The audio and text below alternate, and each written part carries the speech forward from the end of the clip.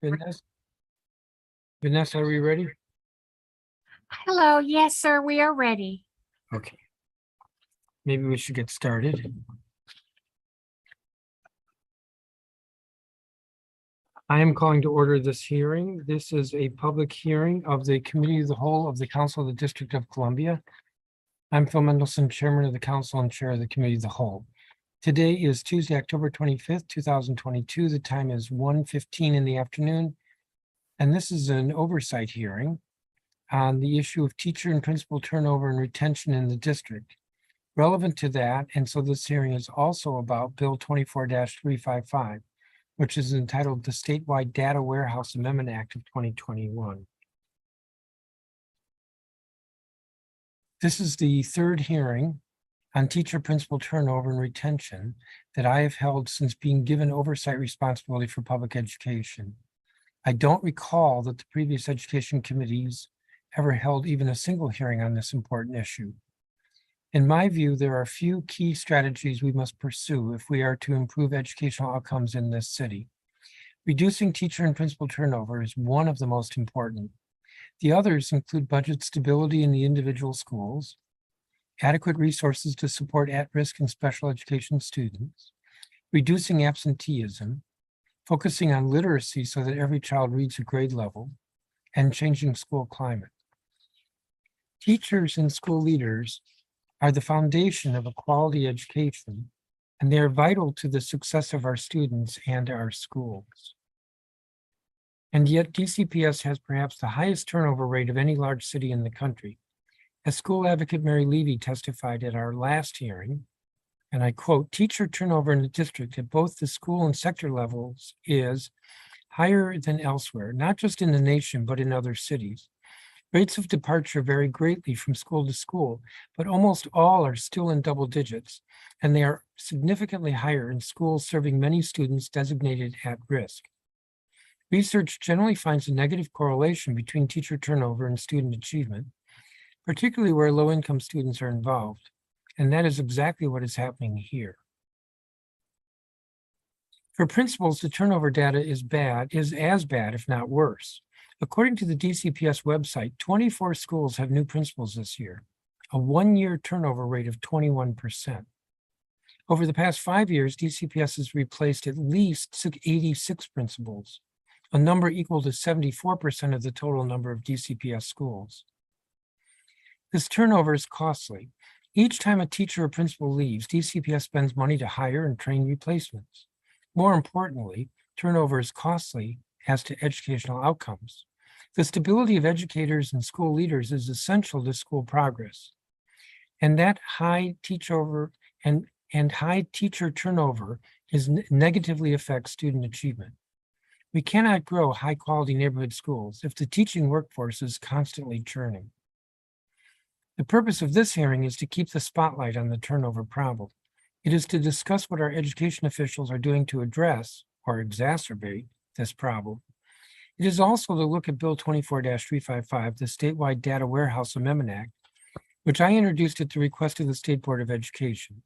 This bill seeks to require the Office of the State Superintendent of Education to publicly report data relevant to understanding teacher retention and attrition in the district, including information on teachers' professional experience, years serving at their school, demographic data, the type of credentials held, and whether teacher preparation program and which teacher preparation program they completed, if any. This data is not currently available to the public. The record for this hearing will be open for 2 weeks. That is, it will close at 5 p.m. on Tuesday, November 8th. We may still consider anything submitted after that date, but the cutoff for the record itself is November 8th. We have approximately 100 witnesses signed up for today's hearing before we get to the government. Because of this, testimony will be limited to 3 minutes, and questioning by council members will be limited as well. We've tried to put teachers later on in the witness list so that they won't have to join until after their school day. Their voices are important in understanding the working conditions that contribute to turnover. I want to thank all the witnesses in advance for their patience, time, and contribution to this hearing. I'll turn to colleagues, and I'm not quite sure the order. I was just given a note. I think Councilmember Nadeau, you may have been the first to arrive if you have an opening statement.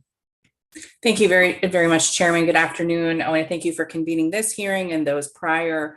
I will only be here for a brief time, but I just want to note, educators, teachers, and leaders have been really clear about what they want and what they need in order to have long careers here in our school system. We don't need to study it. We don't need to, wait and see. What we do need is to provide the benefits and supports the teachers need now to ensure that they'll stick around for a long, long time. So I look forward to hearing from the public witnesses today, but also from our government witness to hear how they can implement some of the requests that teachers have to make their work-life balance better, to ensure that they have the resources they need in the classroom and professional development, and really just anything any one of us would want in our careers. So thank you, Chairman, for convening us today. Thank you, Councilmember Nadeau. Councilmember Bonds?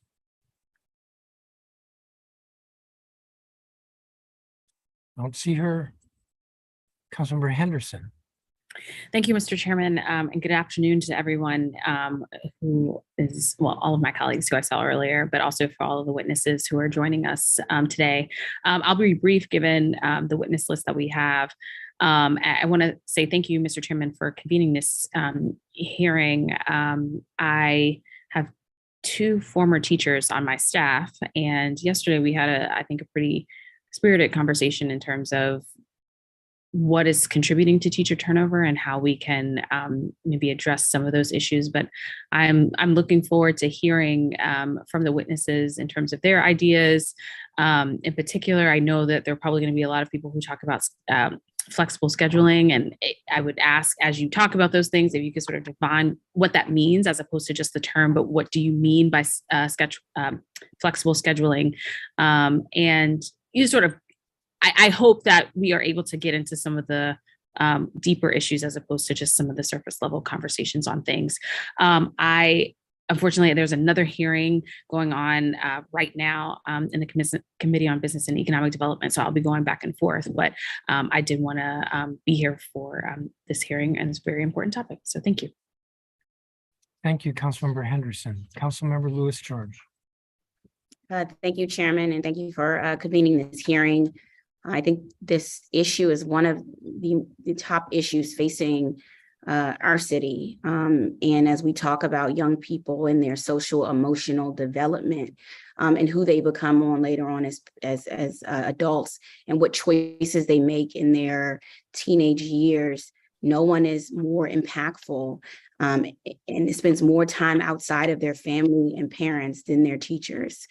So it is our due diligence to pay attention to this issue, but also, as Councilmember Nadeau stated, we have the research. We know, we've heard from the teachers, and we don't really need to, ponder any longer. I think the key issue here is just when and how we're going to take action.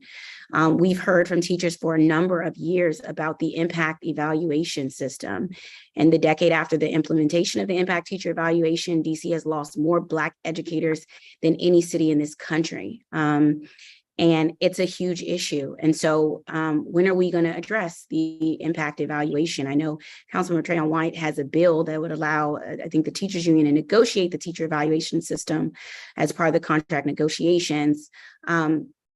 If that's not the answer, the question is what is and what do we do? We know that the impact evaluation has been cited, especially among Black educators, as one of the number top policies that are hurting them and why they are leaving the system.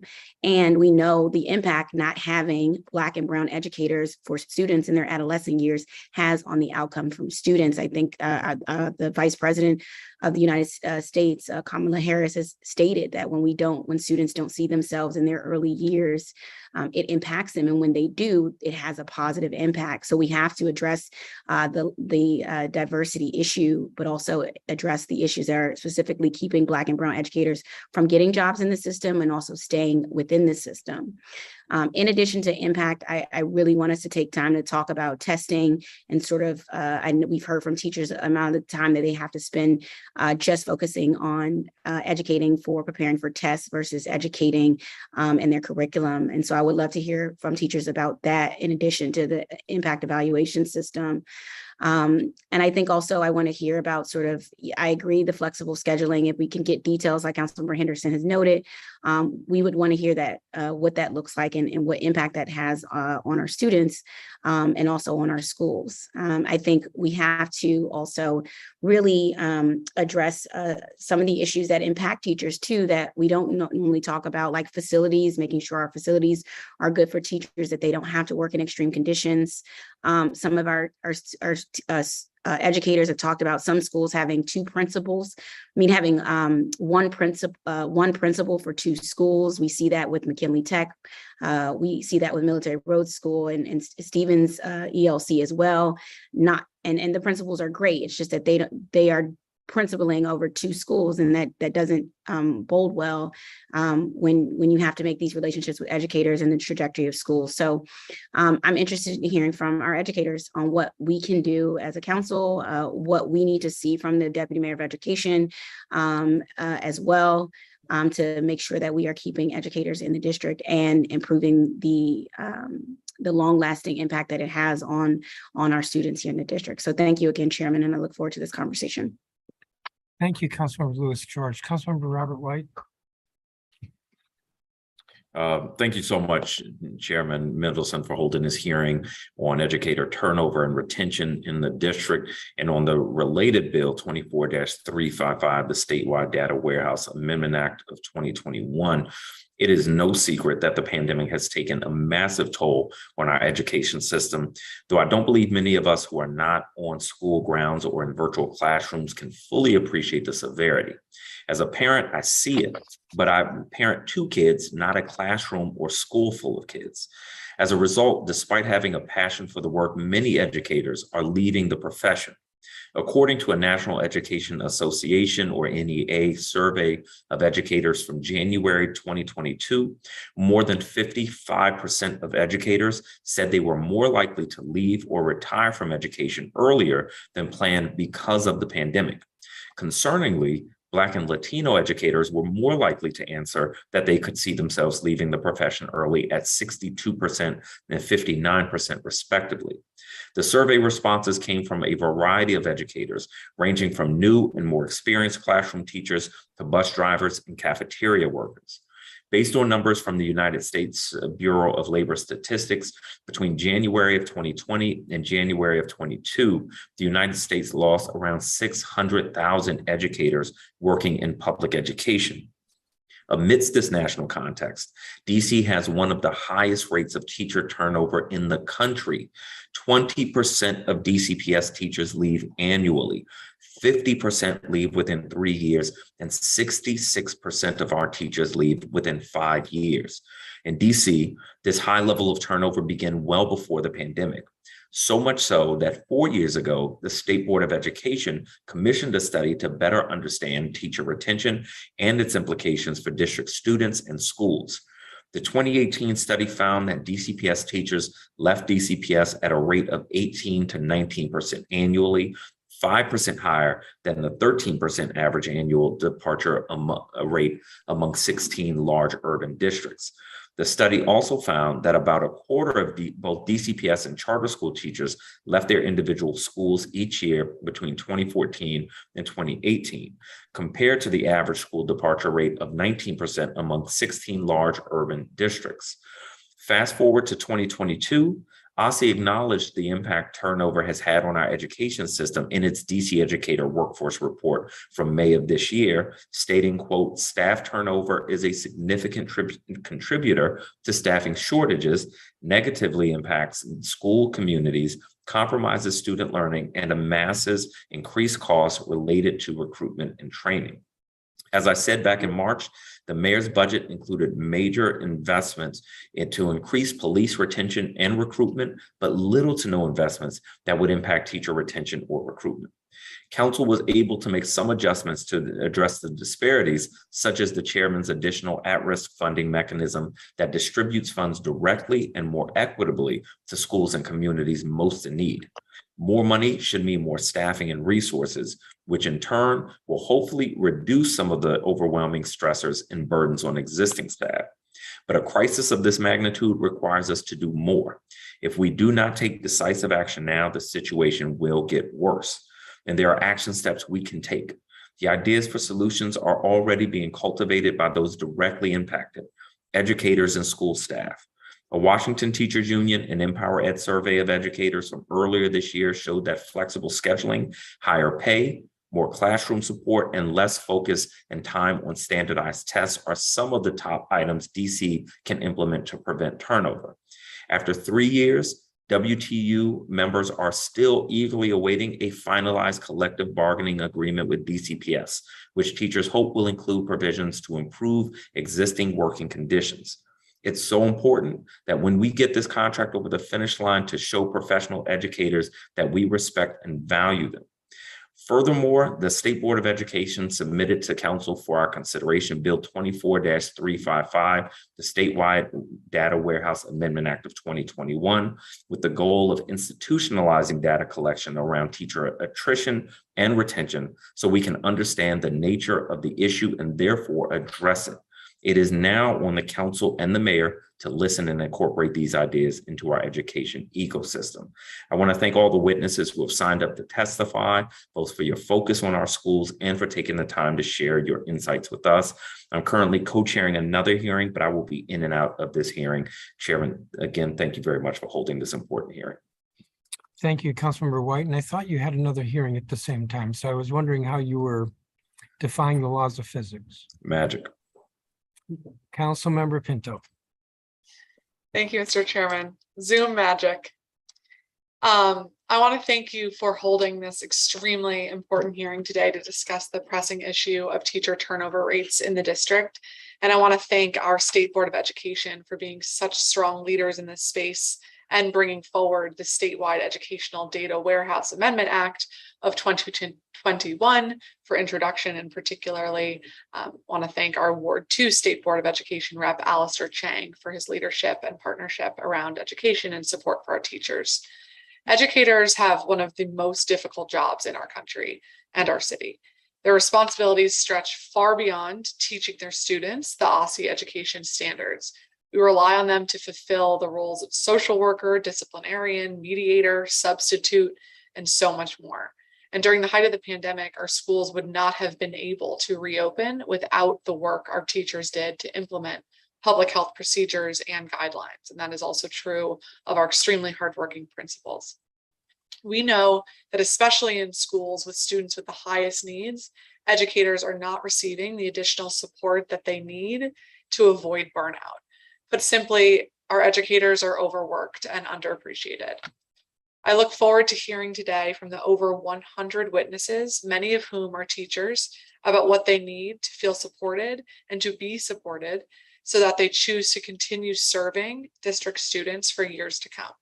I look forward to speaking with our government witnesses on the work they're doing to improve our teacher retention rates, especially in our under-resourced schools. So thank you again, Mr. Chairman, and to all of our witnesses today.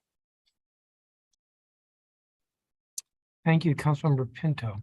I think that's all the council members who are present. If I'm missing anybody, please speak up. What I'm going to do is I'm going to break up the witness list into groups of 20. That's 5 panels. And I'm going to call the first 20.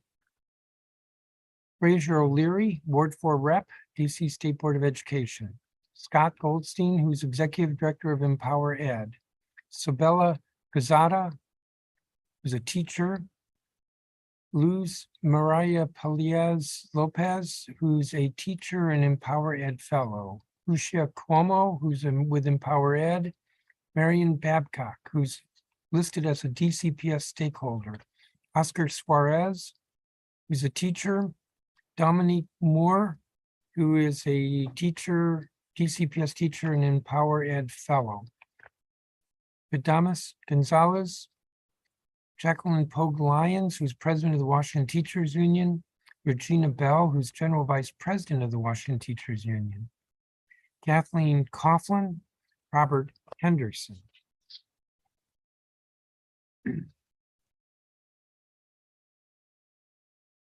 Minitra Martin, who's the community organizer with Education Reform Now. Ariel Johnson, who's executive director of the DC Charter School Alliance. Josh Boots, who's executive director of Empower K-12.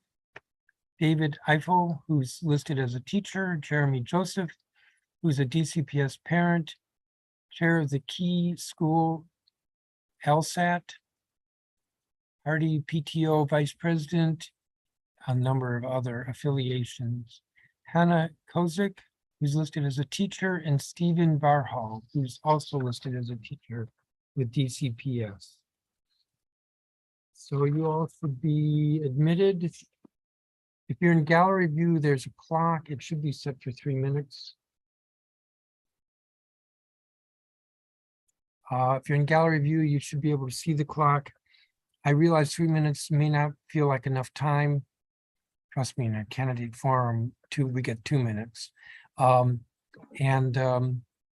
there are a lot of witnesses, and I expect that this hearing will be going into the evening.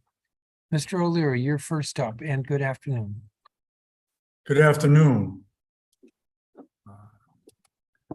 Ladies and gentlemen, I am Fraser O'Leary, and I'm speaking today as a teacher. As someone who couldn't wait to go to work every day for 47 years as a DCPS teacher, I'm saddened by the fact that our schools are losing a quarter of our teachers on average every year.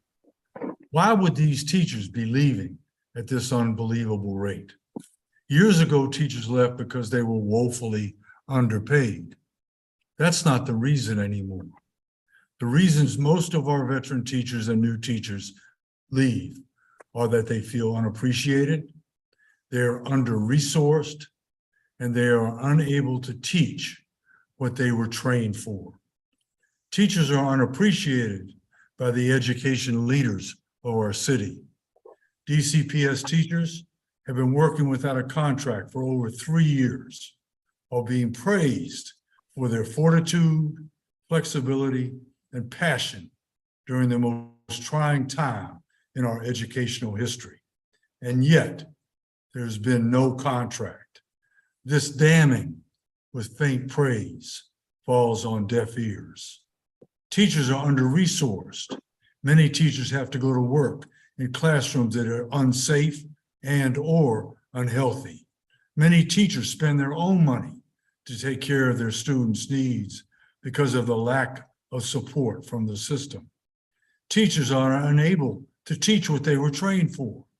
When the educational system became totally test-oriented in lieu of actual learning in the classroom, and there was more time spent on test-taking skills than on reading, writing, and arithmetic, teachers began to realize that their individual skills and passions were not being recognized by the system.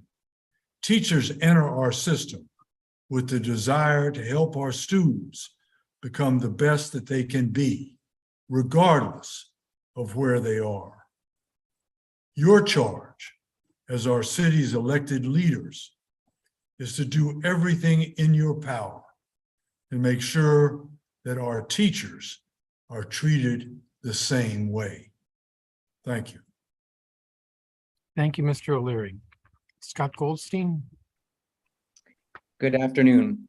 Today marks the third council hearing on teacher and principal retention in 4 years and the second on the Data Warehouse Amendment Act.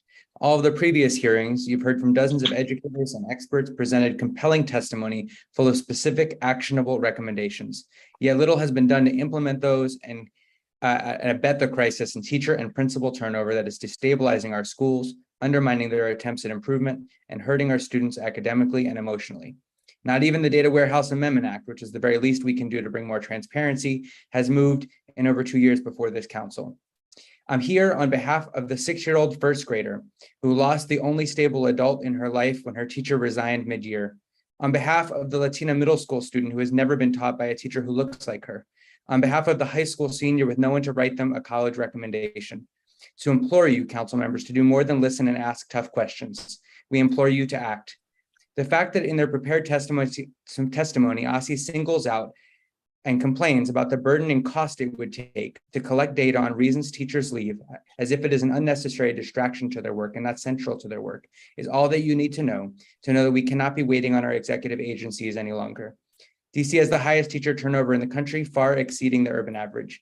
EmpowerEd was founded to take on this crisis, and you'll hear from many of our teachers today. Hope you'll take detailed notes to ask probing questions, listen to recommendations and research, and then act boldly and decisively. The time for waiting, nudging, pushing, and prodding is over. We need the council to act. Here's what we know. DC loses an average of 25 to 30% of teachers at the school level every year. DC is losing more educators that it deems effective and highly effective.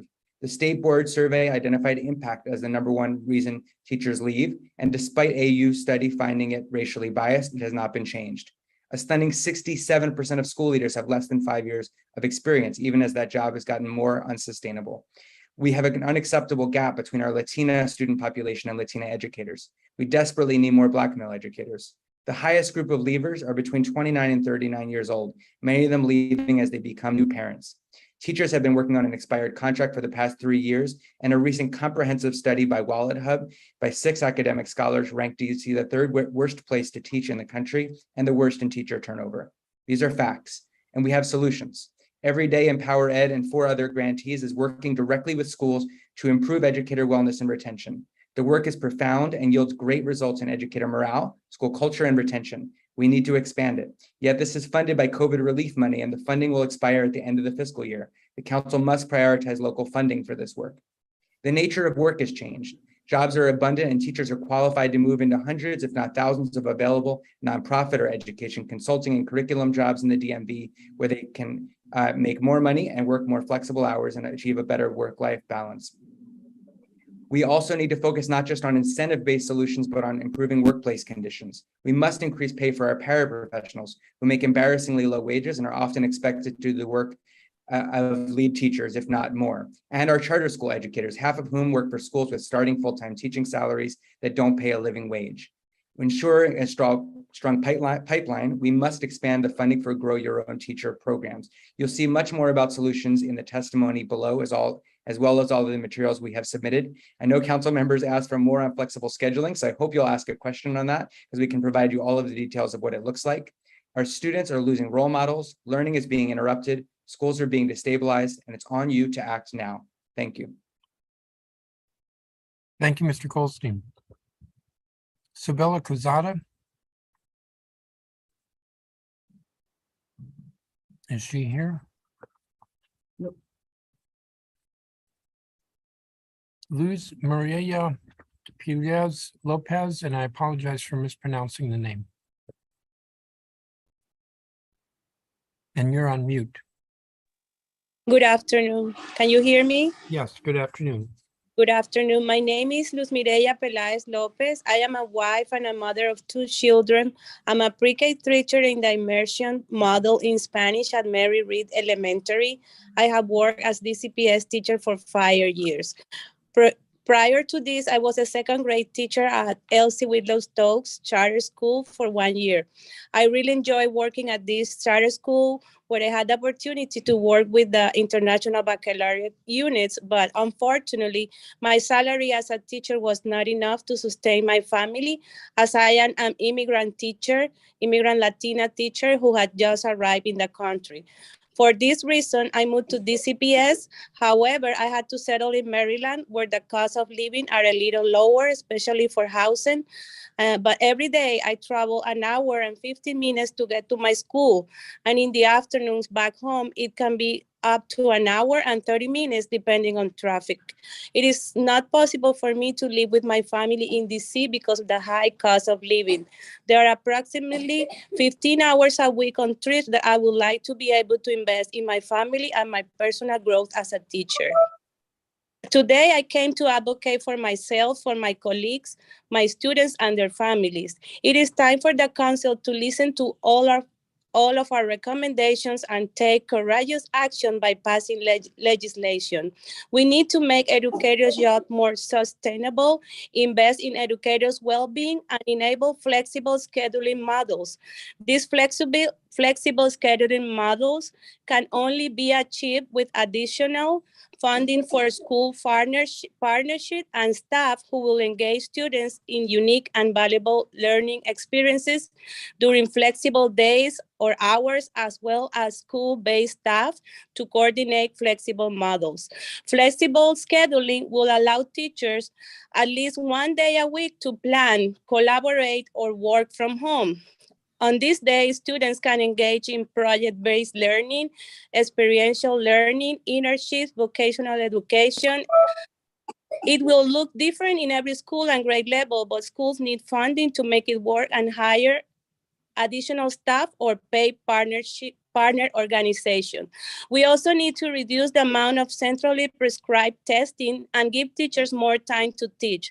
Did you know that we as pre-K teachers at DCPS also have a standardized test to evaluate our 3-year-old students in language, writing, and maths 3 times a year, in addition to the evaluation on the Go platform that include 38 objectives of the child's development in all its dimensions, also 3 times a year, and that in our LEAP meetings, we are analyzing quantitative data, charts, and trends. I feel frustrated because this takes time away from working on the social-emotional part of my students who in these moments are presenting new and challenging behaviors, having been born during a global pandemic.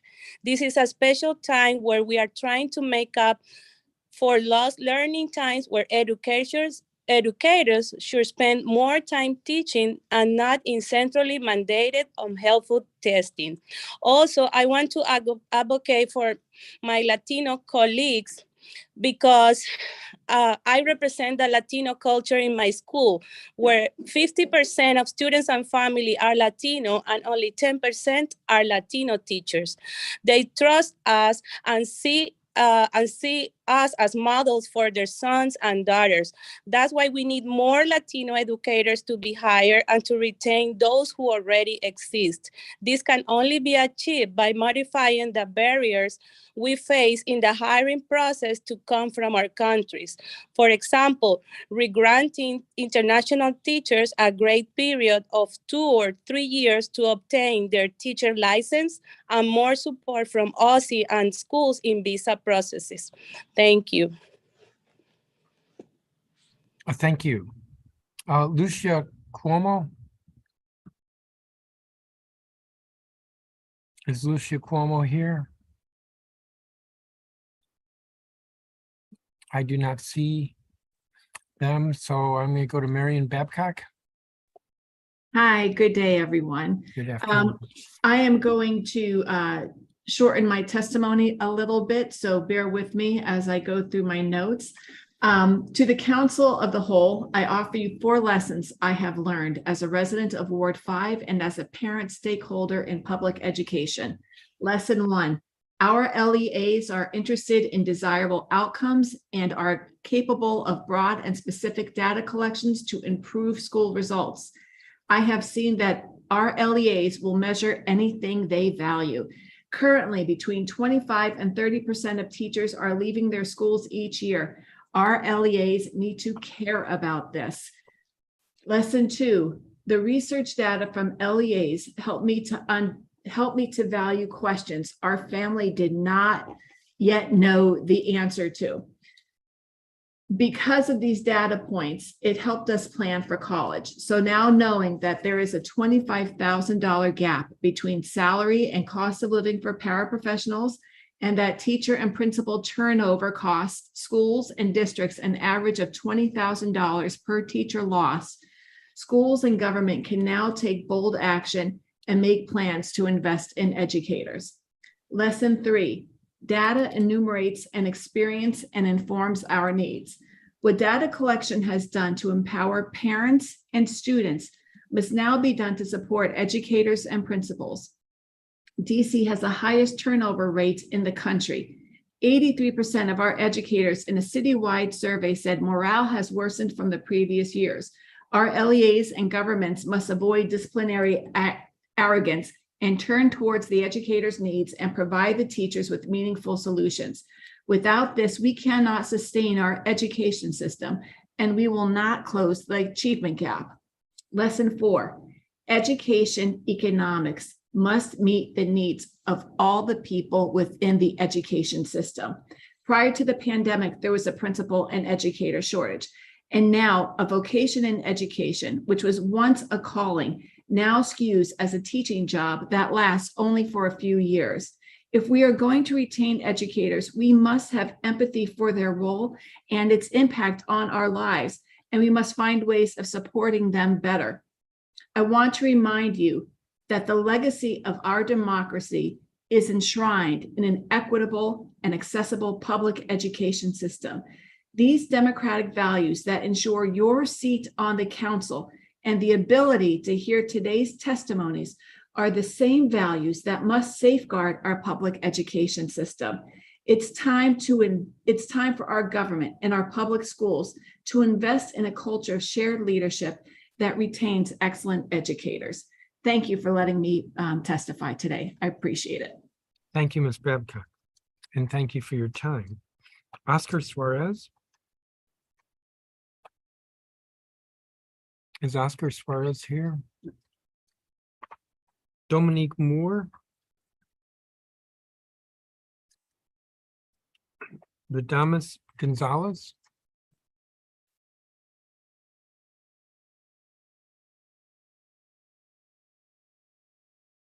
I don't see that person. Jacqueline Pogue Lyons.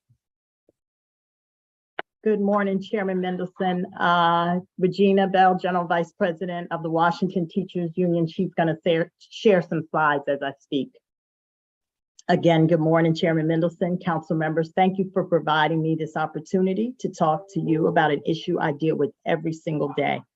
My name is Jacqueline Pogue Lyons. I'm president of the Washington Teachers Union. We are here today to talk about teacher and principal turnover again.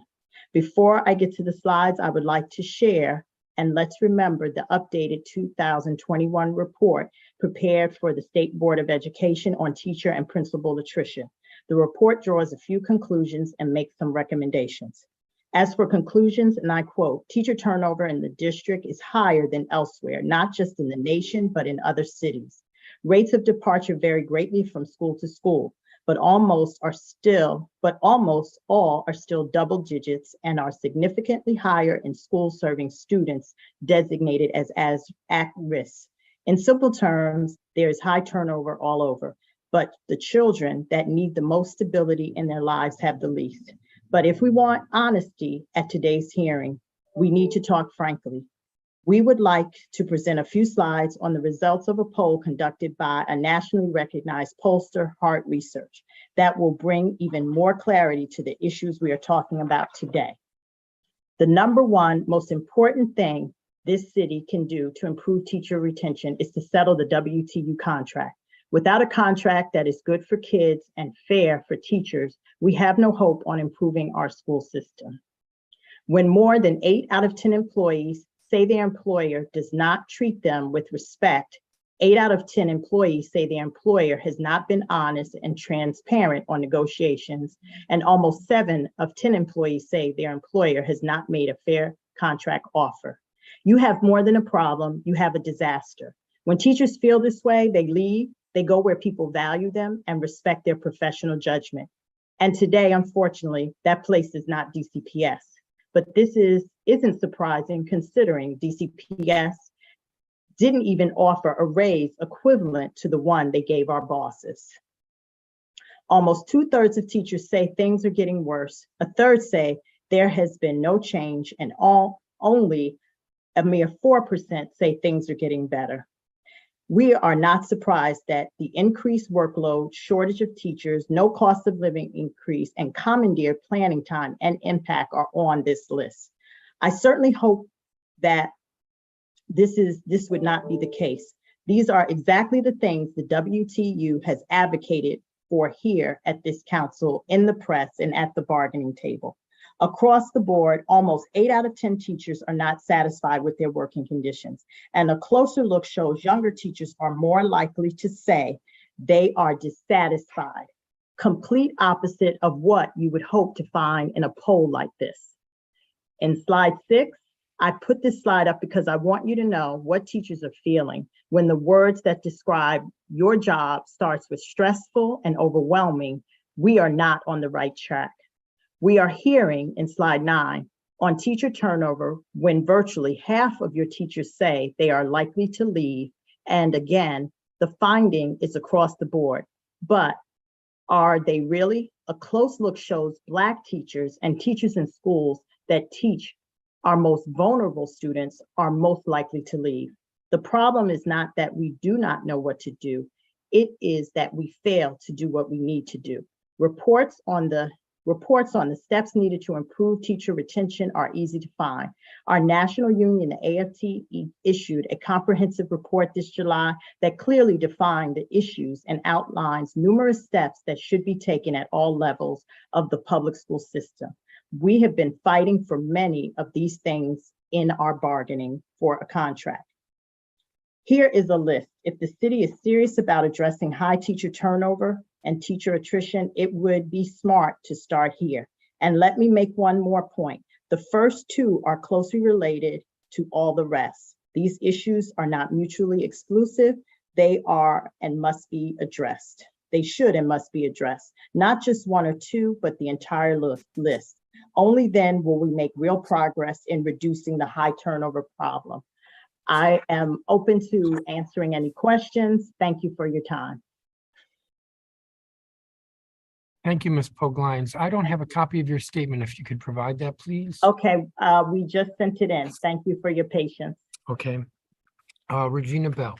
Very good afternoon, Chairman. I am Regina Bell, General Vice President of the Washington Teachers Union. WTU appreciates the Council's attention on teacher retention. As the Council knows, this hearing comes at a time when there is a severe teacher shortage throughout the country, and the turnover rate among public school teachers in DC exceeds the national average.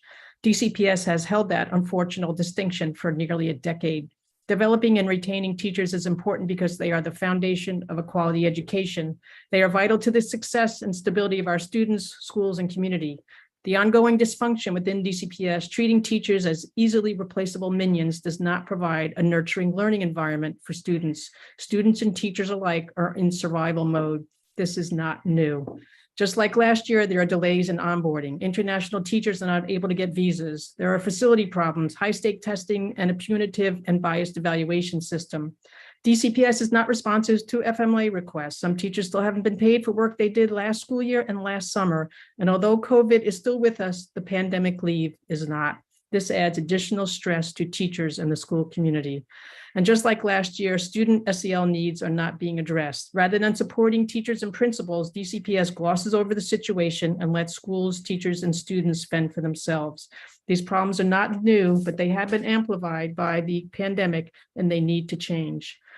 There was a time when some of you or your children were in DCPS when teachers spent their entire career at one school. This provided stability to students and created a community and a warm and welcoming school culture with annual traditions like a Halloween parade, a school musical, field day. But when a school loses 70% of its teachers every 5 years, there is little tradition or community. We cannot keep doing the same thing and expect different results. Change is desperately needed. It is time to think outside the box. We need to expand programs that work and sunset those that don't. The WTU recommends additional funding for grow your own programs, expand community schools and wraparound supports for students. We support the statewide Warehouse Data Amendment Act. We also support Councilmember Trayon White's bill to allow us to negotiate our evaluation system as part of our CBA. We need a school librarian in every school because this promotes a culture of reading and increases literacy skills, and the library is a safe place for students. Recently, the mayor stated that she wants the city to be for educators to make sure our students have trusted, loving adults, and we couldn't agree more. The mayor can start by giving the WTU a fair contract with competitive wages and benefits. That will go a long way in boosting teacher morale. Thank you, Chairman. Thank you, Ms. Bell. Kathleen Coughlin. Good afternoon. Please note there's a number of other details in the written testimony, so I encourage you to read those if you have time. My name is Kathleen Coughlin, and I'm here to share my perspective as a former DCPS teacher. I was well prepared to teach. I was good at my job, and for what little it's worth, I was rated at least effective on impact every year. So in theory, DCPS should have wanted me to stay here and teach for the next 25 years. What happened? Well, to start, DCPS does not value teacher expertise. Despite being subject matter experts in our field, teachers' autonomy is heavily curtailed by DCPS's fluctuating curricular and programmatic priorities and an overabundance of standardized testing. Like about 2/3 of schools, I never got a dedicated substitute that millions were allocated towards last year. So in the first semester alone, I spent over a month covering other classes, generally with little to no notice beforehand. Despite the additional labor teachers have shouldered recently, DCPS is still using Impact, a punitive and racially biased evaluation system. Additionally, DCPS central office often seems to be actively trying to make teachers' lives harder. The WTU still doesn't have a fair contract. Last year's supply cards were delivered late and canceled multiple times. Many schools also did not start last year with enough computers for students to be one-to-one as promised. And when I left DCPS, I nearly lost my health insurance because no one in the HR department will respond to my calls or emails about coverage continuation. Furthermore, there is no care for the health and safety of school staff and students. The physical conditions in DCPS buildings are disgraceful. DGS currently lists 3,545 open work orders on its dashboard, nearly 500 of which are coded as high priority. Yet there appears to be little urgency to resolve these issues, with current work orders having been open for an average of almost 4 months each. DCPS's approach to COVID mitigation has been similarly harmful. They repeatedly failed to meet asymptomatic testing goals last year. Case notifications are often delayed if they come at all, and each mandatory test to return has involved fewer and fewer students. As a result, nearly 8,000 COVID cases were reported via notification letters in SY 21-22, equivalent to approximately one in each 6 or 7 DCPS students, or 230,000 instructional hours spent in isolation. Many COVID cases could have been avoided with proper data use and commitment to layered mitigation, which DCPS has almost fully abandoned. Now students and staff, over 500 of whom have already tested positive this school year, will have to deal with the lasting ramifications of COVID infection and reinfection. Amidst these challenges, I poured my heart into teaching and advocating for safe, effective, and equitable schools. I could not abide by the way DCPS systematically disrespected staff and students by neglecting our spaces, ignoring our health, and devaluing our expertise. But speaking about issues only ever got me, at best, no response from them. I could not stay with an organization that was so antagonistic toward its workers' well-being. I support the spirit of the statewide Data Warehouse Amendment Act. Teacher turnover is a topic that deserves the attention data provide.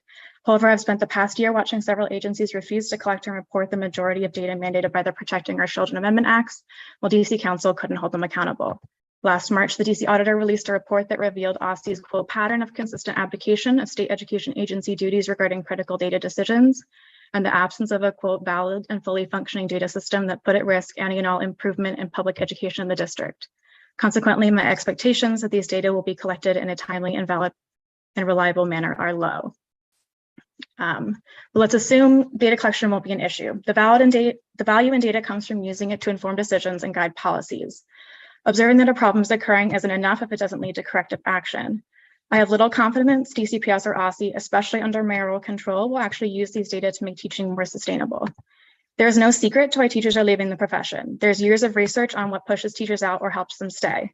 The fact that these agencies haven't pursued the solutions teachers have been proposing for years shows their true priorities. While I think the statewide Data Warehouse Amendment Act's intentions are good, I don't see how it will change this unfortunate pattern of behaviors. Thank you. Thank you, Ms. Coughlin. Robert Henderson.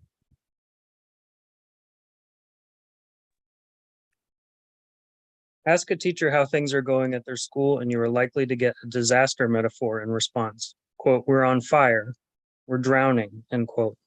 More than one has said to me that this year has been the worst yet, and given where we have been, that is truly saying something. Just because the dam hasn't broken entirely doesn't mean that our teachers and school leaders aren't in a constant state of plugging holes. Our ongoing teacher retention crisis predated the pandemic and has only worsened since. Teachers and paraprofessionals are spread too thin, sometimes in violation of legally required staff to student ratios, and are covering teacher absences by taking on students as many as 10 at a time. This is not good for teachers, and it is not good for students. Our actions need to match the urgency of the problem. We could use more timely and precise data on this topic over the long term, and yes, please pass the Data Warehouse Amendment Act. If, as OSCE says, it is too costly, fund it. We can't afford the cost of not better understanding and addressing the reasons teachers leave.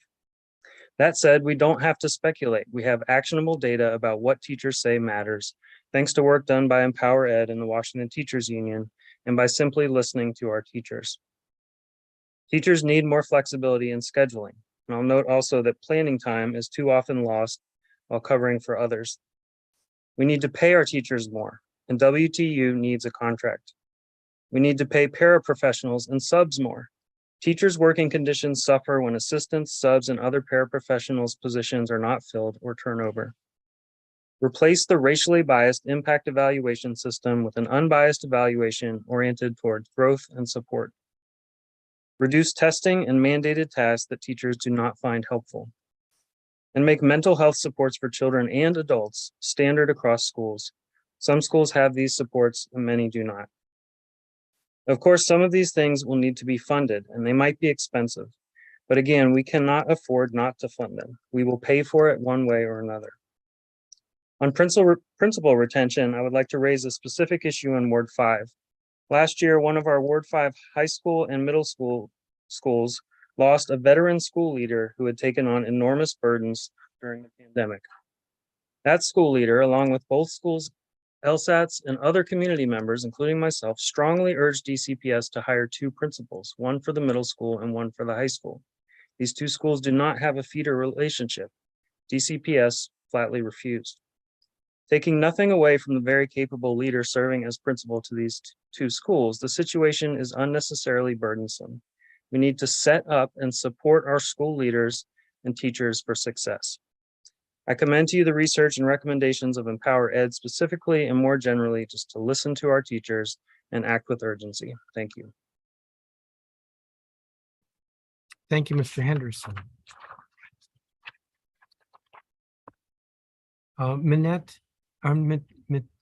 Minitry Martin, and I apologize. I'm sure I mispronounced your name.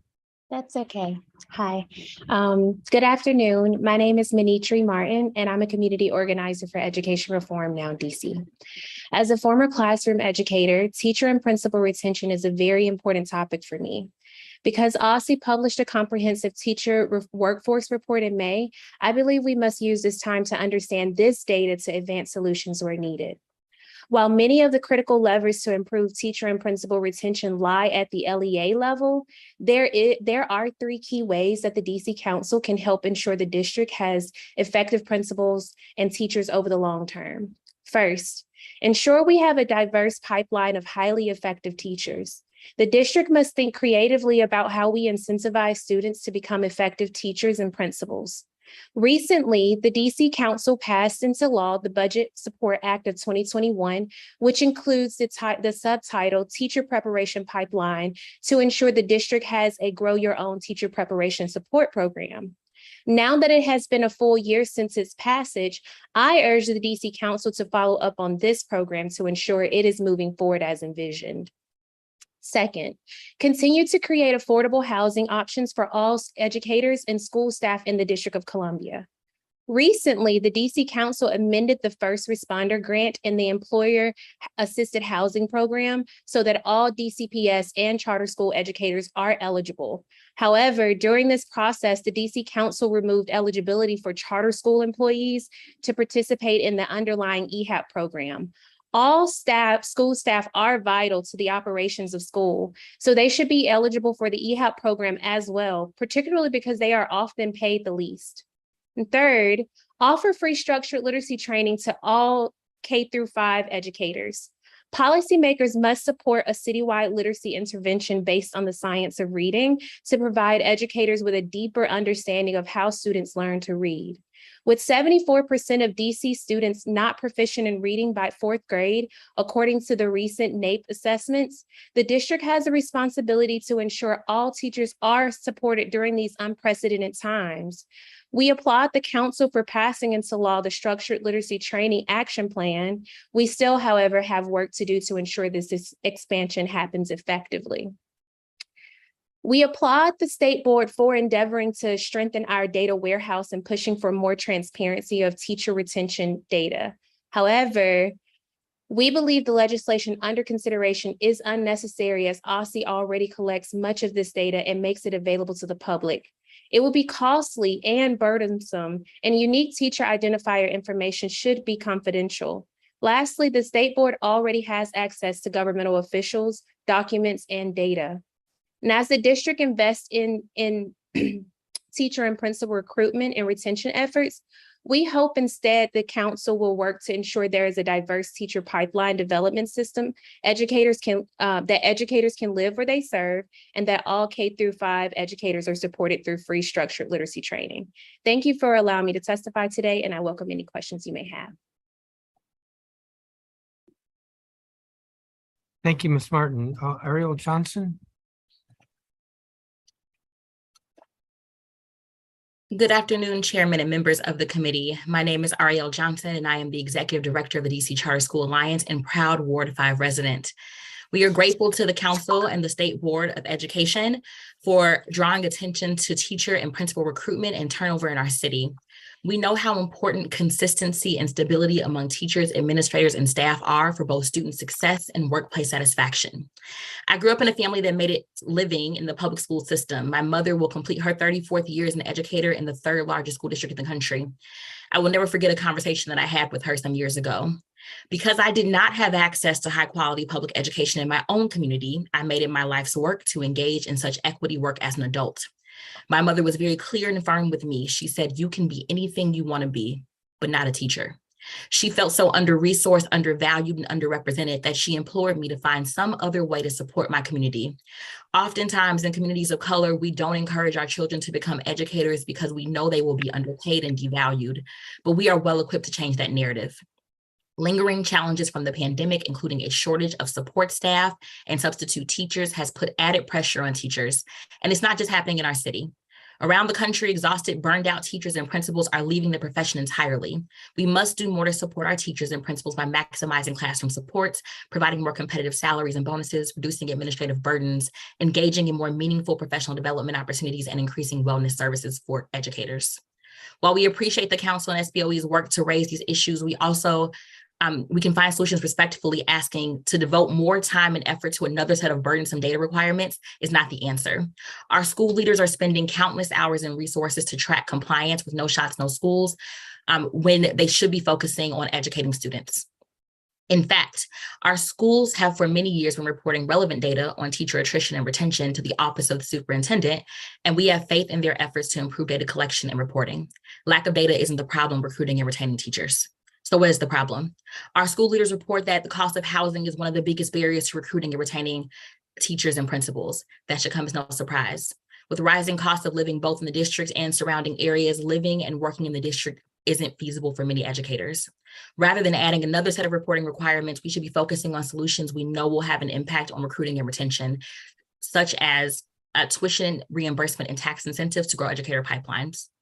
And in a city that's becoming more and more difficult to afford housing, considering financial incentives for educators to live and or relocate to the district could be a powerful retention recruitment tool and on the cutting edge of innovation for retention around the country. For example, as the mayor and council continue to consider to convert unused downtown office space to residential uses, could that plan include requiring a percentage of units to be set aside for affordable educator housing? We need these kind of innovative workforce housing initiatives that will allow teachers to live and work in the community. Our schools are doing their very best to retain strong teachers and principals, but we know we must do more to support educators in this endeavor. As a community, we can choose to hear teachers when they say they want to live comfortably in the city where they teach. They want stability. They want to know that they have the resources to create the conditions for their own family's future success. The Alliance and the public charter school community is ready to think creatively with you to ensure that all of our teachers feel supported, valued, as they do the tough work of ensuring our students' future. Thank you for allowing me to testify on behalf of the public charter school community. I welcome questions. Thank you, Ms. Johnson. Josh Boots. Good morning, Chairman Middleton, members of the committee of the whole. My name is Josh Boots, and I'm the Executive Director of Empower K-12, a local nonprofit focused on education data and supporting schools to rapidly improve the academic and social emotional well-being of DC's priority student populations. My testimony today is on Bill 24-355.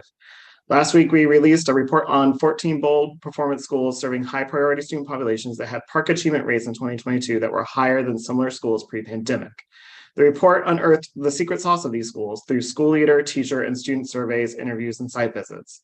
Among the top findings were that these bold performance schools were committed to increasing the amount of effective instructional time students received during 21-22. Educators and students told us about adding an additional hour to the school day, instituting Saturday celebration academies, increasing student and teacher attendance rates by creating joyful environments, and providing teacher professional development on mental health and the science of reading. We believe that any amendment to the State Educational Data Warehouse Act should include several key data elements that are aligned with what these bold performance schools focus on, which is effective instructional time. Thankfully, the council's draft legislation already includes parts of the following recommendations. The first one, collect total school instructional activity time received by students by 24-25. Bold performance educators made it clear to us that extended learning time beyond the minimum is necessary for a rapid educational resurgence post-pandemic. Technology has come a long way and can allow us to know exactly when students are in school, either online or in person, or participating in experiential learning activities, even on Saturdays. Bill modifications could require OSSE to work with LEAs to define the business rules and data collection parameters to collect granular instructional time received by 24-25 school year. Second recommendation, report teacher effectiveness and absenteeism data.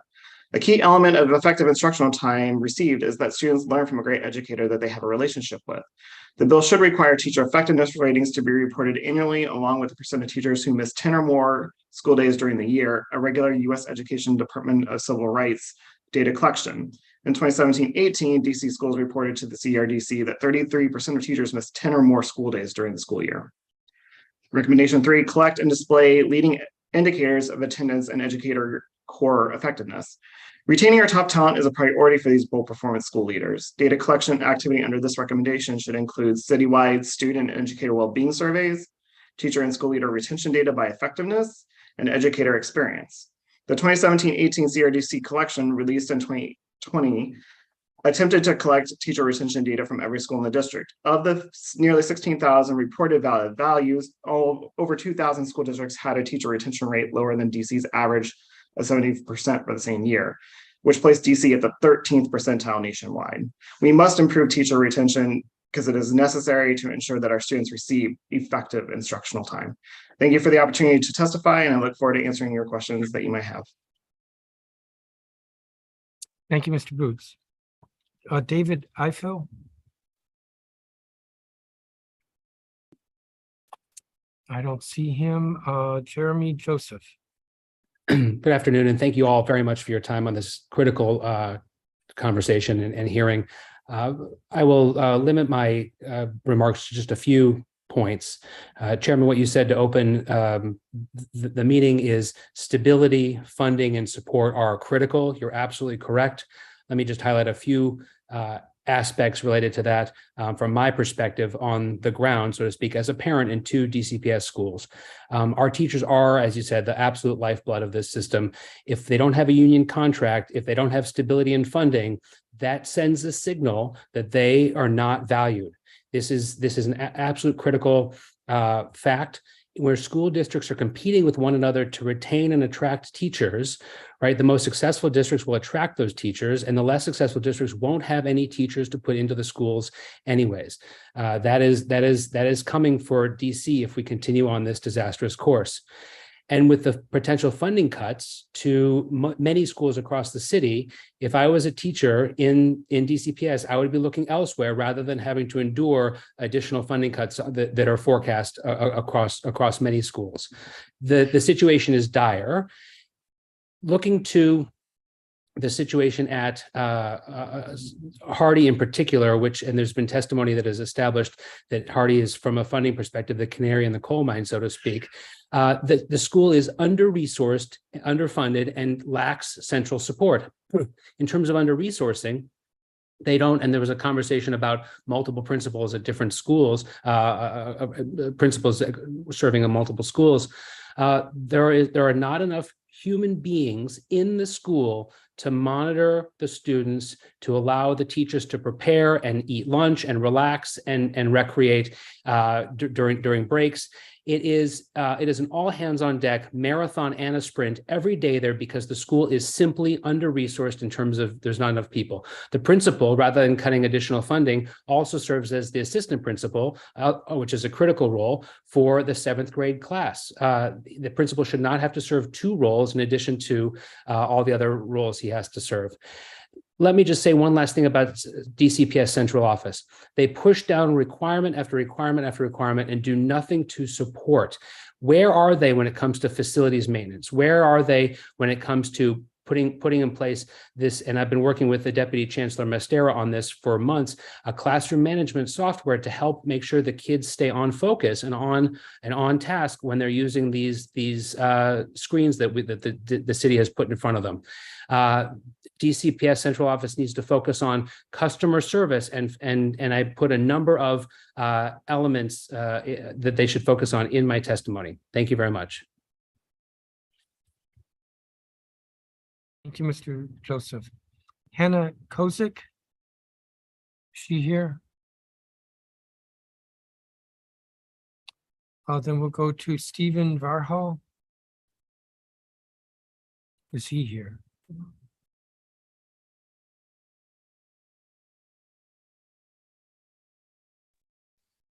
Okay. I want to thank each of you for your testimony. I have a few questions. Scott Goldstein, you referenced a Wallet Hub report. Can you send us a link to it? Yep, I can drop it in the chat now, and I can also send a link. Yes, okay. And Ms. Coughlin, Yes. you're a former DCPS teacher. You Mhm. spoke about having some problems with benefits, extending benefits or getting benefits. Mhm. Has that been resolved?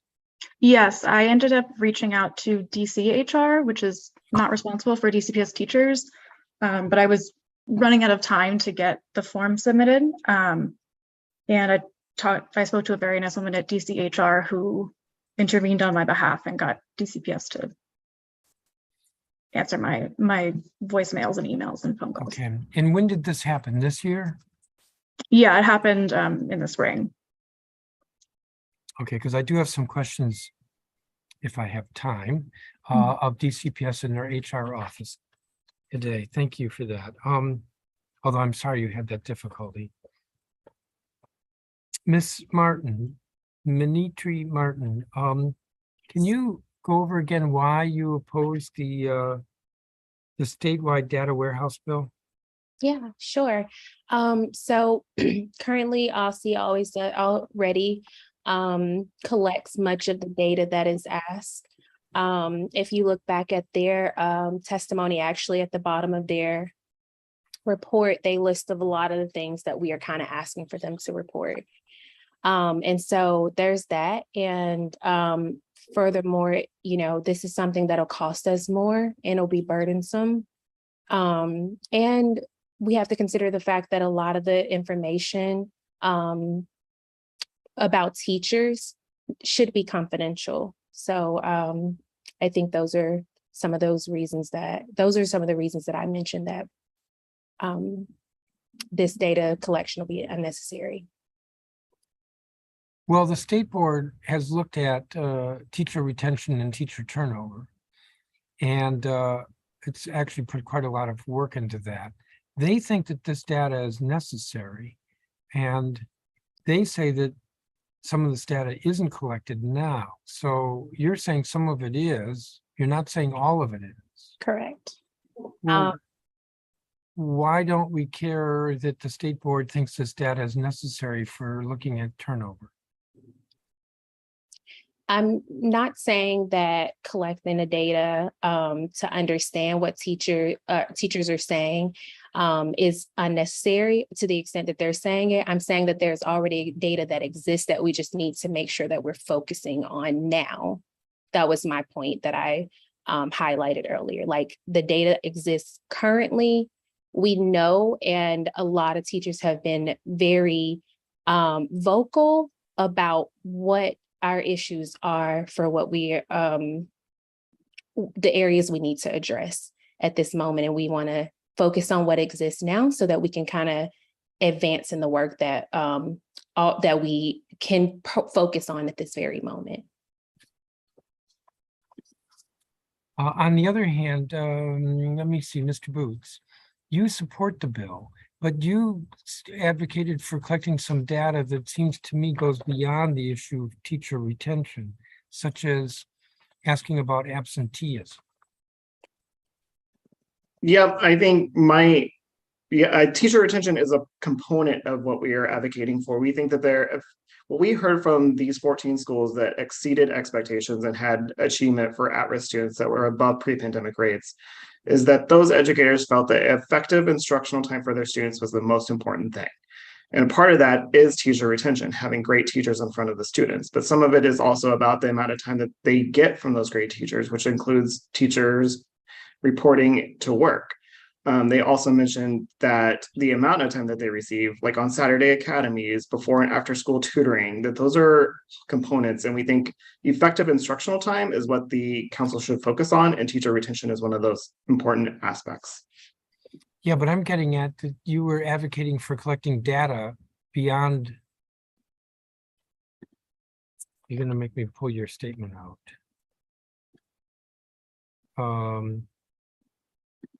Data on absenteeism. I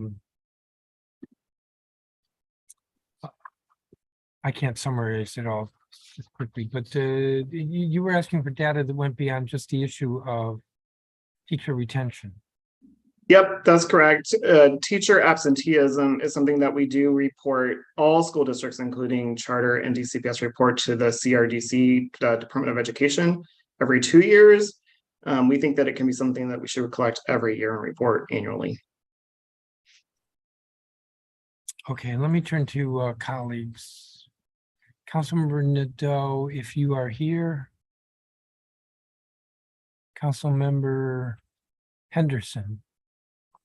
If you're Thank you, Mr. Chairman. And thank you for this panel who testified. Ms. Lopez, I'm not sure if you're still there because I think you were in class, but it kind of ties together, and maybe Ms. Johnson, I think since you're the only one who's charter school related on this panel, can sort of speak to this. So in Ms. Lopez's case, when I was listening to her testimony, she said she first started off at a charter school, I'm not going to say the name, and now she's at DCPS. And she cited the reason for leaving the charter school was in terms of pay. In terms of the data that I'm looking at, and frankly, it is dated, but it seems as though the charter school turnover rate as it pertains to teachers is higher than DCPS. And that is not taking away from the issues that are happening in DCPS, but in some cases, upwards of 30% in some spaces on that front. And so I remember a few years ago, us having a conversations around like the benefits that are available to charter school teachers, in that what are the retirement offerings, the salary offerings, et cetera. And Ms. Johnson, I'm curious, as head of the Alliance, and I know that you're new in this role, but have you all started retalking those conversations around how the LEA leaders in the charter sector can come together to build in more stability in terms of the benefit offerings for charter school teachers who are not unionized? Councilmember, thank you. A great question. I would love to kind of dive deeper into that. So we have started having those conversations. One of the major issues that we face is that there is no central sort of office or warehouse for us to be able to share resources across the board. And it takes a ton of agency support, both through the authorizer and through some of our other agencies to be able to bring us together to do some of that work. It's a lot more convoluted or complicated than just like, hey, these two schools are near each other. Let's have them share, I'm aware on that front. I mean, I have experience working in New York City where I know that they have done some of these sort of collaborations on the backside in terms of LEAs coming together, because it's a purchasing power kind of thing, right? In terms of bringing it. And so I'm just curious, I hadn't heard recently of those types of convening conversations happening on the charter side. And I was just wondering if you had an update on that. Yeah, so this is some of the work that we're doing internally at the Alliance now as a convener to make sure that we understand where schools are having gaps and to be able to offer support both in like retirement flexibility plans and then giving better options to do some of that, increase that purchasing power. We know that's going to be a continual issue of how we keep teachers and principals and all of our support staff engaged and to reduce that retention rate. But again, it's hard. It is. I acknowledge that. What I'm saying, I'm sort of thinking too is, right, like the council can do a little bit more with DCPS perhaps, or in DC government than we can do with charters. But if we do all of these improvements in DCPS, and then all of these teachers who are currently in charter schools then decide to come to DCPS, we haven't solved our turnover issue, right? When you decide to leave a charter school, even to go to a DCPS school, you're still contributing to the turnover. And so we have to kind of make sure that both sectors are doing their part in this space. But I'm short on time. So President Public Lyons, I wanted to come to you. Obviously, I know, or I saw the recent news in terms of you all heading to arbitration in terms of the contract issues. I'm curious if you can share what are the top 2 sticking points on for you all in terms of these are the top 2 issues that we want to see some resolution on. Fair compensation and benefits. We know as teachers, we don't come into this profession to make millions and millions of dollars, but we want to be treated fairly. We want an opportunity to possibly live in the same place where we teach. We don't want to feel burdened to have to work after care, before care, summer school. Maybe some years we can work that and do that, but many of our teachers are between the ages of 25 and 39. They're burdened with school loans. They're starting families. They want to buy homes or condos, and they can't do that with what they're making. Another sticking point is working conditions. Another sticking point is giving us time after going into 3 years, getting ready to go into 3 years of a pandemic, knowing where our students are, that we are the best people to know what our kids need and what they where they have gaps, but we need time to plan thoughtfully for our students. And we've been negotiating for that time with DCPS. Okay, I'm running out of time. And luckily in this for Scott, I'll see you later this week. Josh, I'm sure I'll talk to you in the next month so we can follow up on some of these conversations. Thank you everyone for your testimony today. Did you have one more question you wanted to squeeze in? Yep, but I know that the person who I was going to ask the question, he's going to be long-winded. So I'll go to him offline. Yeah, but I want to know who it is now. It was for Scott. Okay, Scott, you've been outed. Why don't you ask the question anyway? Okay, so I brought up in the earlier in my opening around hearing teachers make comments of like we need more flexible scheduling, and I guess I could have asked President Polk Lyons this as well, although that's not necessarily something that she fully raised in her piece in terms of what that looks like. Now I know that there are various models, but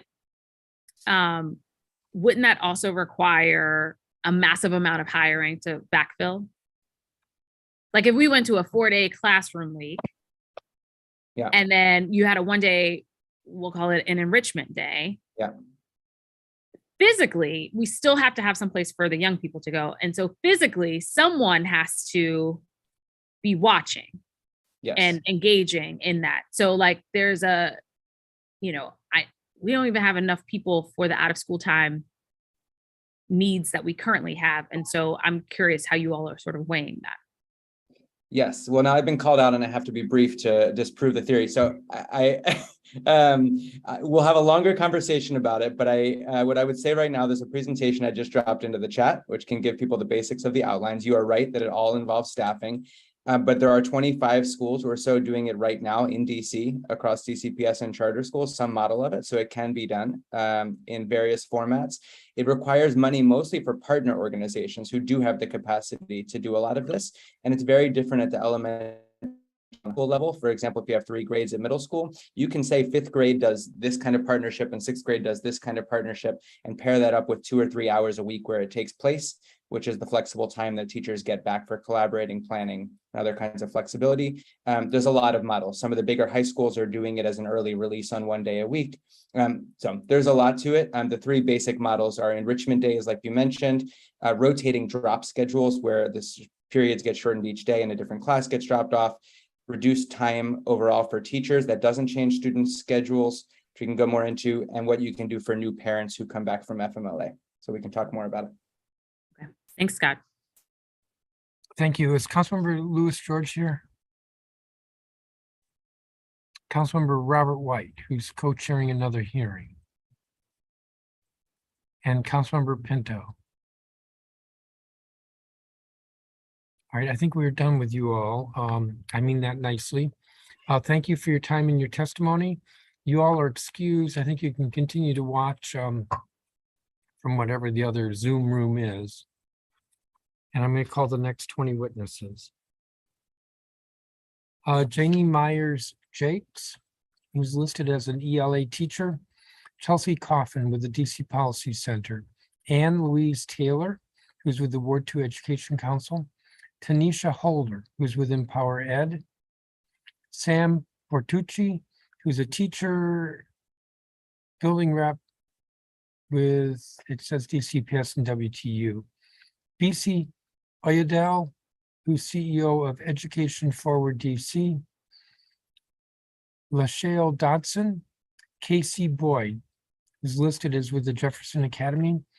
Christopher Stewart, who's Senior and Social Justice Librarian, DCPS. James Israel, who's a teacher, building representative. Jordan Buki, who's a parent. Mary Levy, who's listed as an Education, Finance, and Policy Analyst. Dieter Lehman Morales, who's an ANC Commissioner, ANC 1A02. Yolanda Valderrama, who's Dean of Students at DCPS. Patrick Sweeney with Every Library Institute. And I'm told that instead of Patrick Sweeney, it might be John Kretzka. Joseph Martin, who's a teacher in DCPS. Miriam Samaki. Charis Sharp, who's with Lamb Public Charter School. Yvette Arellano, who's lead organizer with Empower Ed and a graduate student at Georgetown. And Megan Polanin, who's a licensed clinical psychologist and co-director of clinical training at the Wise Center, MedStar, Georgetown University Hospital.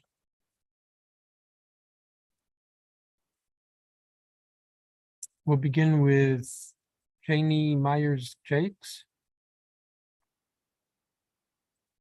whom I do not see. Chelsea Coffin. Good afternoon, Chairman Mendelson and members of the Committee of the Whole. My name is Chelsea Coffin, and I'm the Director of the Education Policy Initiative at the DC Policy Center, an independent think tank focused on advancing policies for a growing and vibrant economy in DC. I am testifying in partial support of expanding the statewide educational data warehouse to include additional information on teachers with suggestions of data to add and remove from the requirements.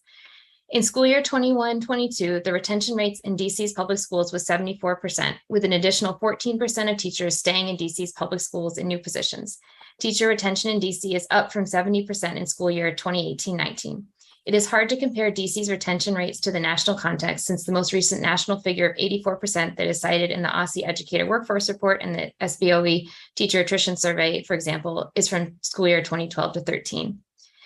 B24-355 requires collection and publishing of certain data on educators in DC's public schools. Much of the required information is already published with some regularity. OSSE has published 2 comprehensive annual reports on the teacher and educator workforce in school years 2018-19 and 21-22, with a break during the pandemic school years. These reports include much of the data that would be required by B24-355, including gender, race and ethnicity, who leads classroom positions for another role, vacancies by subjects, as well as teacher demographics, retention, and vacancy data at the school and LEA level. Other information requested by B24-355 is worthwhile and could be straightforward to add, like teacher state of residence or age.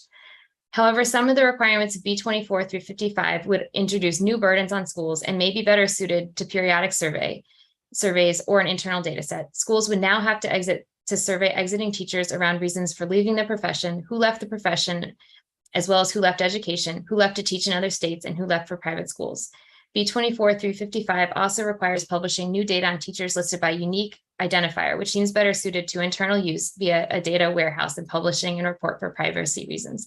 These data should be removed from requirements for public reporting.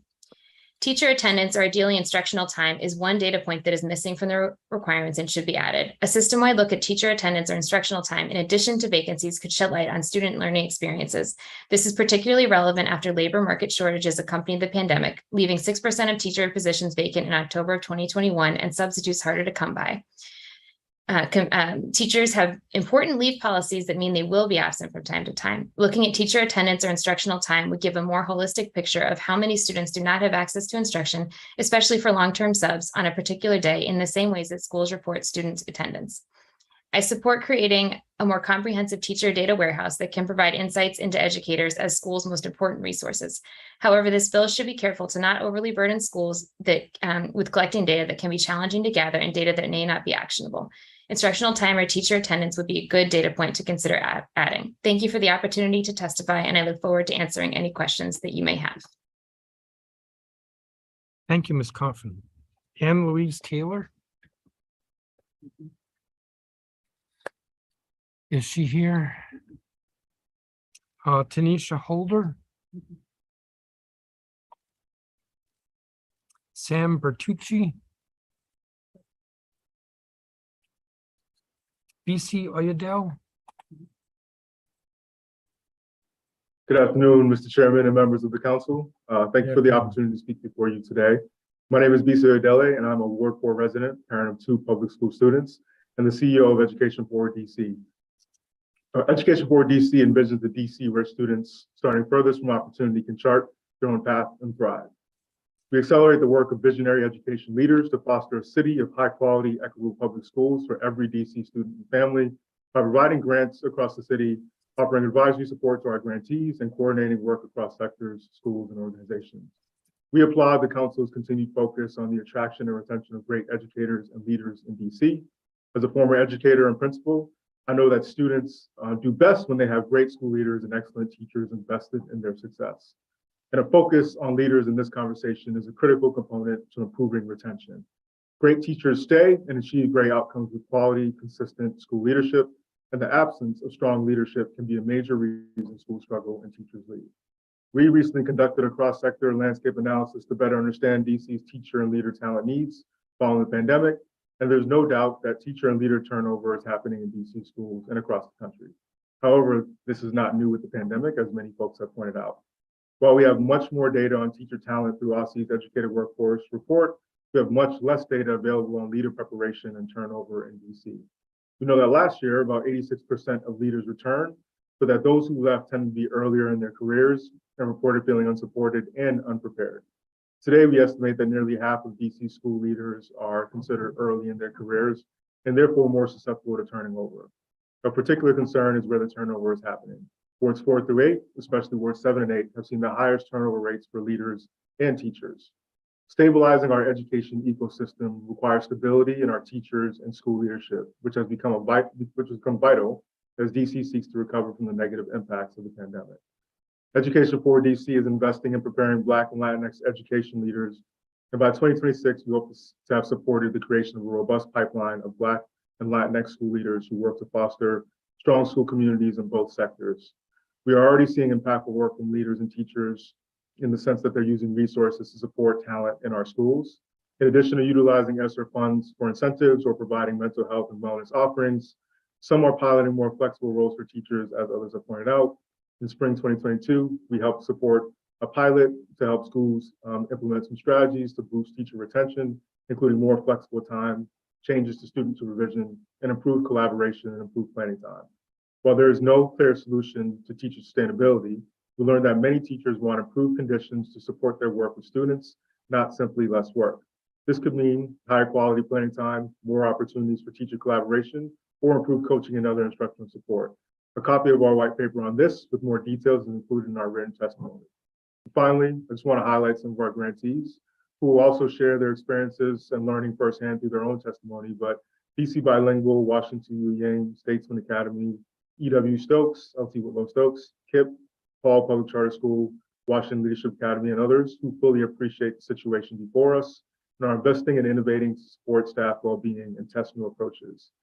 DC can continue to make progress to prepare, attract, and retain great teachers and leaders by collecting and sharing better data on leader preparation and retention, investing in leader and education preparation programs, and development through programs like residency training models, which are the gold standard for preparation.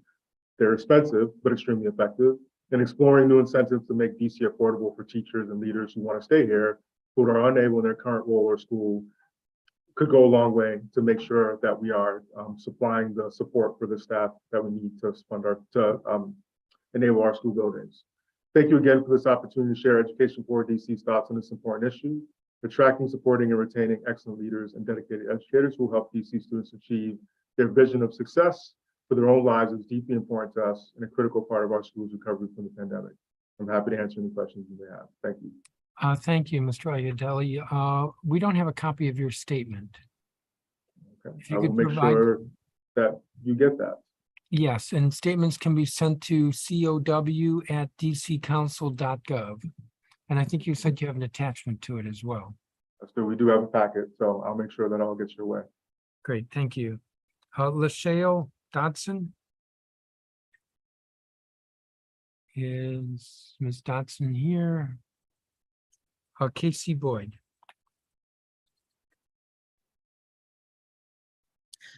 Thank you for the opportunity to testify today on behalf of students and librarians in DCPS. And Chairman Mendelson, I would like to thank you for championing the importance of students first in the budget. Your commitment, of course, to ensuring students have the resources and support really does make a big difference. My testimony today will address students, school librarian staffing, librarian pay, and passage of the WTU contract. Before the DC Council approved funding to provide a full-time librarian in every school in 2020, there were over 36 school librarian vacancies. Right now, we only have 3 vacancies in the district. And this is due to the fact that the jobs are guaranteed this past year. So if the council does not want to bring up the Students' Right to Read Amendment Act for 2021 for a vote before it dies under the process consideration, we will be unfortunately back in the same situation that we have been in years past with high turnover and with more than likely most of this impacting wards 7 and 8. So pay also is an issue across the board. Yes, there are incentives at high need schools, but this money often does not equally come down to professional support staff like librarians, who are oftentimes excluded. Given that most professional support staff are also the individuals in the school building who are collaborating with teachers to improve instruction and deliver training and professional development, school service providers, these are licensed non-instructional professional personnel, need to be treated equally as all educators when it comes to pay and incentives. Educators are quite tired of paying for resources out of pocket. As you will hear from many of the speakers today, I would assume the DC Council needs to work with the mayor's office to expedite the WTU contract so pay can catch up with the long overdue cost of living. The school system needs to find better methods to provide resources and supplies to all instructional areas, including the school library, which is different. Repeatedly, librarians are denied access to general supplies, resources that will engage students in learning, and items that support making the school library a warm and inviting area within the school community.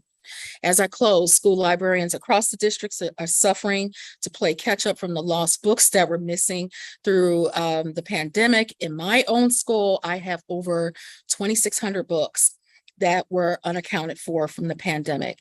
And this equally is about $58,000 in resources that students no longer have access to. Though I don't have specific numbers for you today, for all DCPS school, I can only talk about myself, and I can imagine that it's well over $1 million in lost books. I can assure you that there has not been any movement in the district to address these lost items or how to replace them. I just asked today that the council pass B24-0443, which is the Students' Right to Read Amendment Act of 2021. We're on an upward trajectory and we want to maintain the success and support our students. And we just ask for your support in providing these resources regardless for all the students across the district, regardless of zip code. Thank you very much. Thank you, Ms. Boyd. Christopher Stewart, I misspoke, sorry. Christopher Stewart.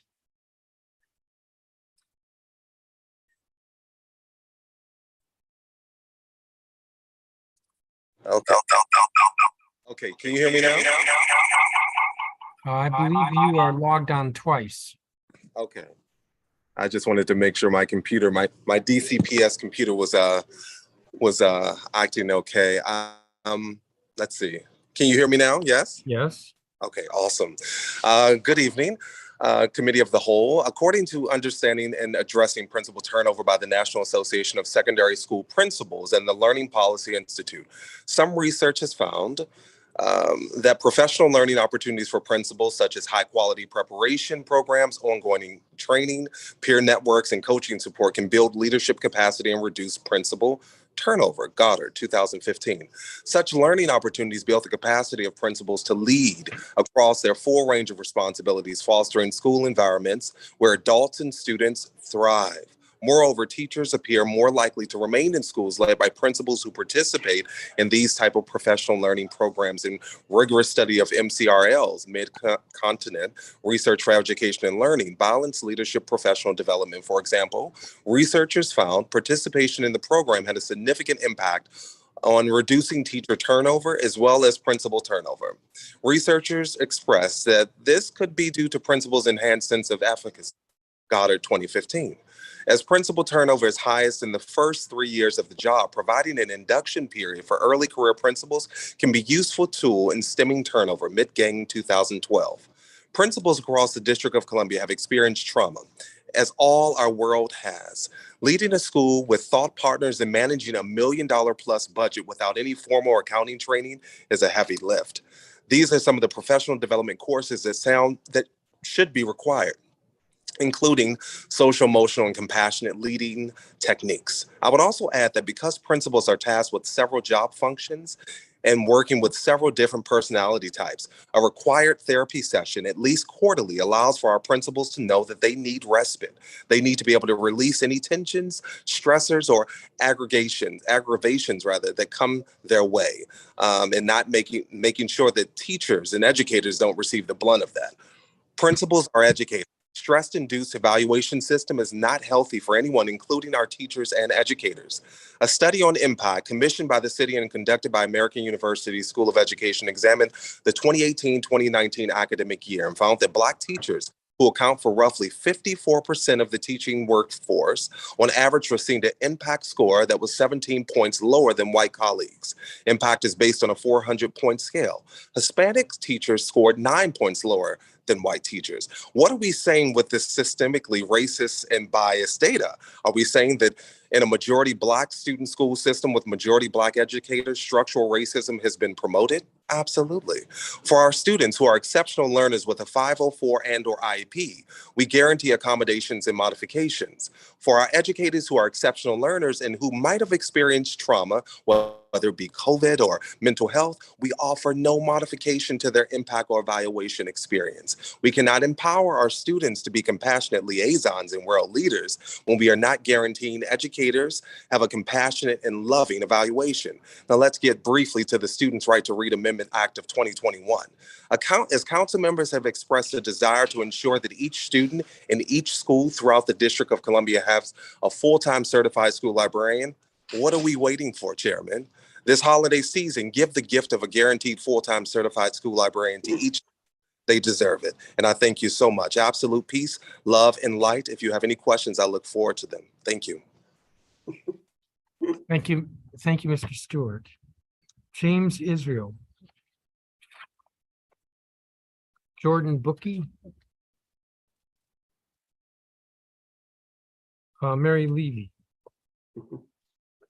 Do you hear me? Yes, I do. Good. Good afternoon. My role in the issue of teacher retention for a long time has been to study and say what it is.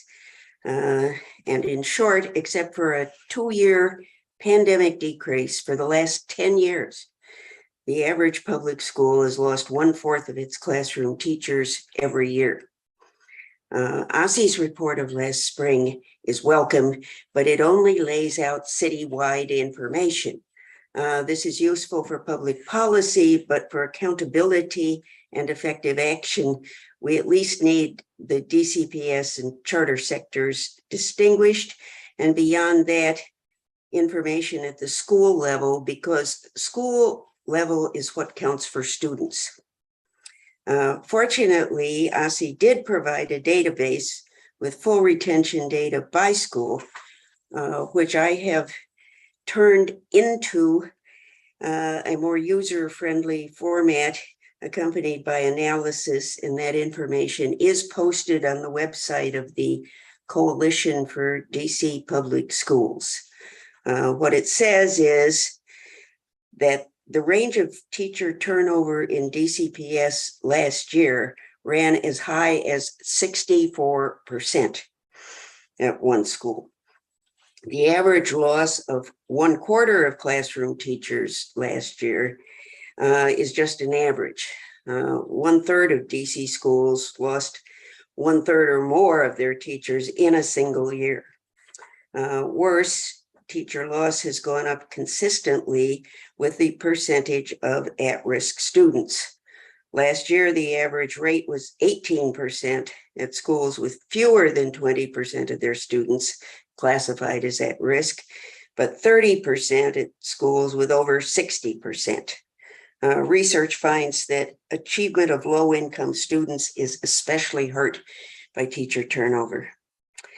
In addition, not in the report, but based on DCPS reports at performance oversight hearings, most classroom teachers leaving DCPS are rated highly effective or effective. That's almost 80% of those leaving last year. Then there are those who quit mid-year. Last year, between the beginning of October and the beginning of January, over 2% of classroom teachers disappeared from the DCPS roster. That's over 2,000 students. With interrupted instruction in just 3 months, we don't know how many more left after that mid-year. This is terribly destabilizing, and it really needs to come to an end. My question overall is, why has nothing changed in 10 years? And what do we have to do to finally move this thing? Thank you.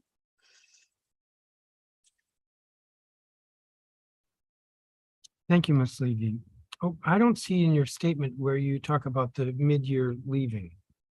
I have it from performance oversight numbers, but last night after I submitted it, I did the run. I can send it to you. If you would.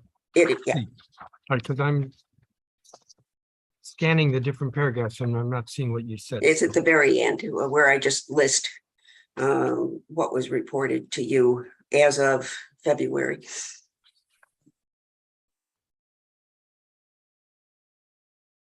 Okay, thank you. Teacher Lehman Morales. I don't see that person. Yolanda Valderrama.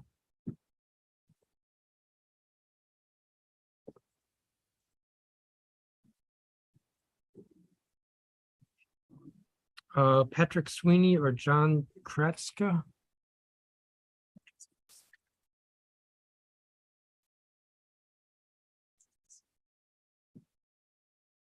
Joseph Martin.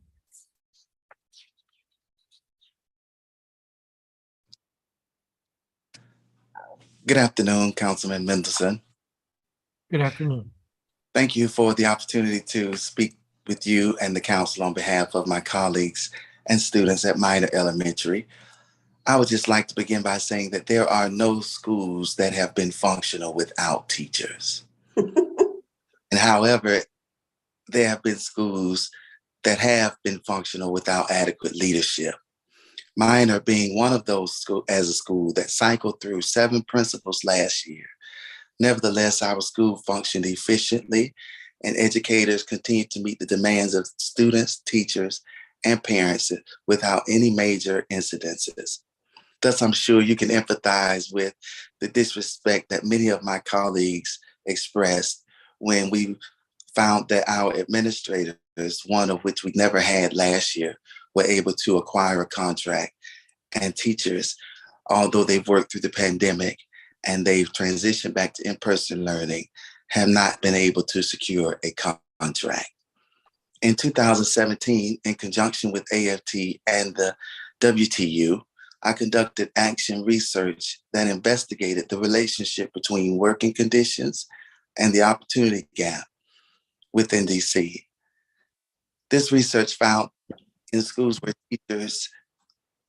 teachers respond with more positive responses on a survey to their work environments, they also demonstrated increased student achievement scores. And when schools that scored low ratings on the survey evaluating their work environment, they scored low ratings in their student achievement scores. Although the schools within the study was just within 2-mile radius, there was a vast difference between not only the teachers' working conditions, but the students' performance as well. And so in the findings of this research, we found that not only do the work environments contribute to the student opportunity gap, but the work environments rated poorly existed in schools where there was also an increased number of low socioeconomic students. These, along with several factors during the pandemic, have contributed to low morale and thus have increased and contributed to our retention rate. So I really, would hope that you all would invest and take some time to really advocate for teachers so that we can get teachers to maintain their DCPS teaching status and stay with the district. Thank you. Thank you, Mr. Martin. I don't have a copy of your statement. If you would send that, please, and you can send it to cow@dccouncil.gov. Okay, I will send it right now. Great, thank you. Miriam Samaki. My understanding is that she's in the waiting room, but she hasn't accepted. You have to click on something to be let in. So let yourself in. I'm going to go to Cherish Sharp, and then I'll come back to you if you come in. Ms. Sharp. Good afternoon, Chairman Mendelson and members of the council. My name is Kara Sharp, and I'm the Executive Director of Latin American Montessori Bilingual Public Charter School. For 19 years, we've been providing a unique educational experience to DC families in wards 4 and 5, and we have grown this year to serve 553 pre-K 3 through fifth grade students. Our combination of Montessori and bilingual education provides a learning experience that builds independence while expanding each child's awareness of the rich cultures of our community. Data are good, and the collection and analysis of good data help drive important questions, innovations, and decisions. Both charter and DCPS schools collect a lot of data in DC, and most of it is made available to the public in some form or another. I'm going to speak a little bit to one part of the bill that I haven't heard discussed much today, and that's the requirement that OSSE collect and publicly report teacher and staff retention data, such as teacher education credentials and years of experience, the number of teachers who left the profession and their reasons, vacancies and use of long-term substitute teachers where there are vacancies. Collecting and analyzing these data are incredibly valuable processes that help us all determine how to better hire and retain staff. However, I do not believe that OSSE reports on these data would do much to solve the problem of retaining teachers.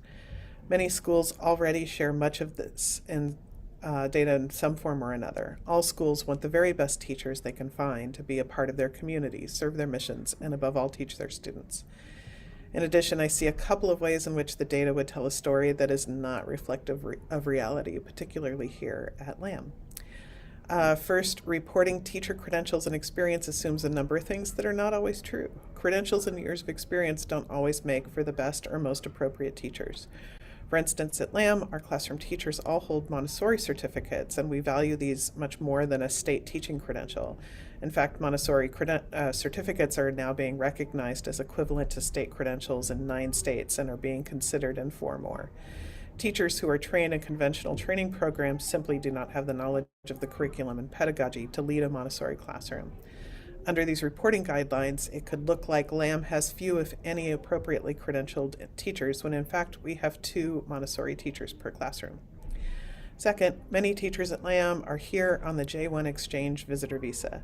These visas are designed to create cultural connections between the U.S. and other countries. For LAM, both these teachers and the program are highly valued, ensuring that we have our students learning Spanish